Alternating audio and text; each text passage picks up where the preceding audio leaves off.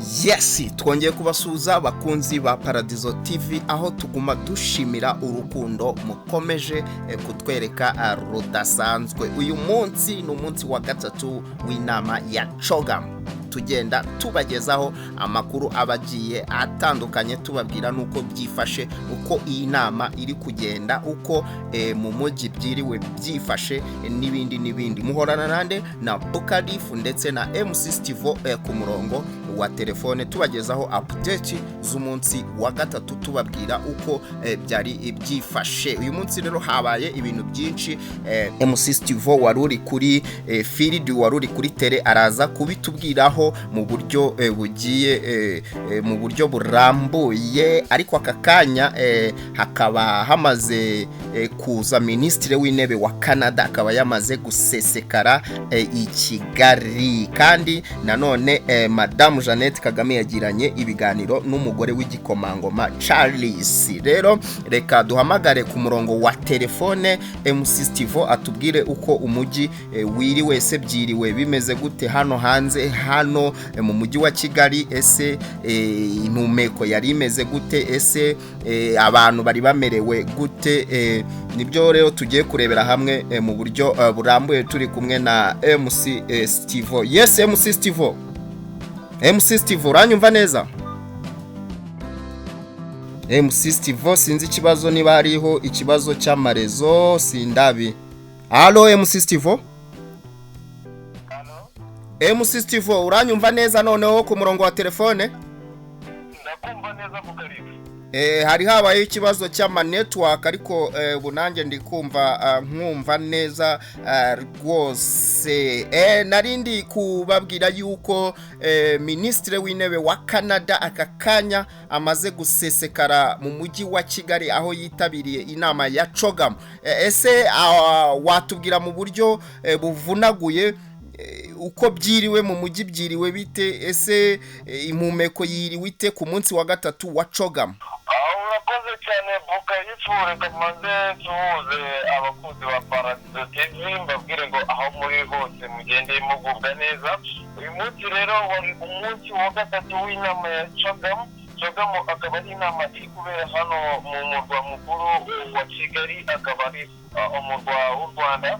Uyu munsi rero hagiye habamo imihango ndetse n'inama itandukanye, aho kuri uyu munsi nka Perezida wa Repubulika Paul Kagame ndetse ari kumwe na Madamu wiwe bakiriye igikomangoma cya Wales Charles ndetse n'umugore we bita Camilla Parker.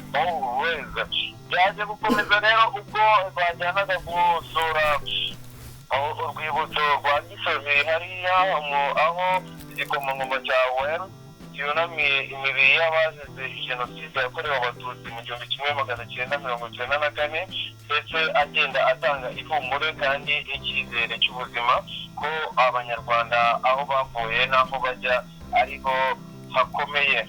Yego, ndaza kubabwira kandi yuko mu bintu bijyanye na CHOGM u Rwanda rugiye kubona uruganda rutunganya diyama. Ibi ngibi bikaba byatangajwe na bamwe mu bitabiriye inama y'umunsi wa gatatu wa CHOGM, bavuga yuko mu minsi mikeya iri imbere u Rwanda ruzaba rumaze kuba kimwe mu bihugu gifite uruganda rutunganya diyama. yego.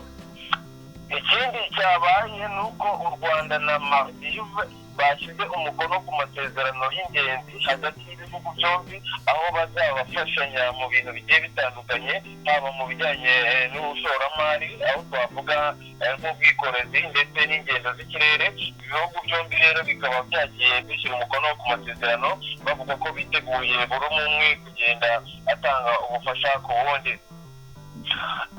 Nabona yuko rero uyu munsi wa gatatu wa CHOGM hari hinjiye bagiye batandukanye, aho twanababwira yuko nka Perezida wa Komisiyo y'Umuryango wa Afurika Yunze Ubumwe yageze muri Kigali, uwo nguwo n'uwo bita Moussa Faki. Yego, akaba rero ari bamwe mu banyacyubahiro bageze muri Kigali. uriya mugabo ufite imvi akaba ari mu banyacyubahiro bagiye bakomeye cyane, akaba yamaze gusesekara mu murwa wa Kigali, aho yiteguye gukomezanya n'abandi banyacyubahiro iyi nama ya CHOGM ari kubera muri Kigali.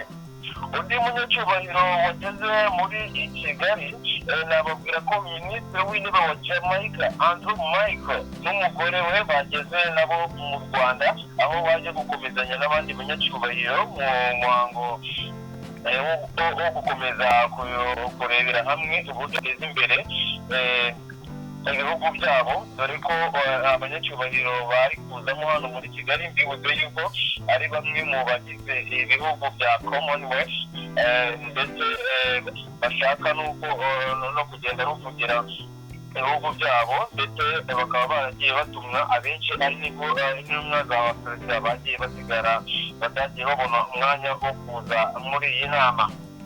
Okay, wenda mbere yuko utubwira bimwe mu byo ushobora kuba wenda ugikomeza kutubwira abantu bitabiriye iyi nama, abanyacyubahiro bitabiriye iyi nama bakomeje kuvuga yuko bakiriwe mu buryo budasanzwe, mu buryo rwose bashimye uburyo abanyarwanda bakira abanyamahanga ndetse bateguye iyi nama mu buryo bwiza cyane. Hari uwagize ati ni inshuro ya kane nari ngeze hano mu Rwanda ariko nsanga hari impinduka zidasanzwe zigaragaza iterambere. U Rwanda ni igihugu cyiza kandi gitekanye kiri no mu bihugu biri gutera imbere mu buryo bwihuse. Uyu mugabo akomeza avuga ko akigera mu Rwanda yatunguwe no gusanga abantu bose bagenda kuri moto baba bafite ingofero zirinda umutwe, casque, yaba abagenzi n'abamotari nyirizina, kandi ngo ni ibintu biboneka hakeya. MC Stivo, urumva ko abanyamahanga bishimiye uburyo rwose tubitaho mu buryo budasanzwe. MC Stivo, uracyanyumva ku murongo wa telefone?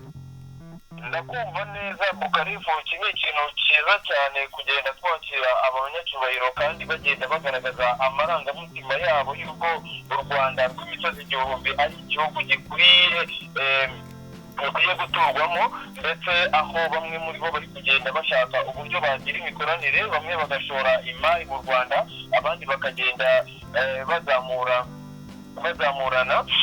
Aha ngaha rero ikindi ndi bubabwire cyabaye kuri uno munsi Bukarifu, yego, Perezida Kagame kuri uyu wa gatatu yakiriye bambasaderi bashya bahagarariye ibihugu byabo mu Rwanda, barimo Major General Robert Rusoke wa Uganda, intumwa ya Papa mu Rwanda Musenyeri Arnaud Kataran, akaba ubusabe bwe bwo kuba ambasaderi mu Rwanda bwemejwe na His Excellency Paul Kagame.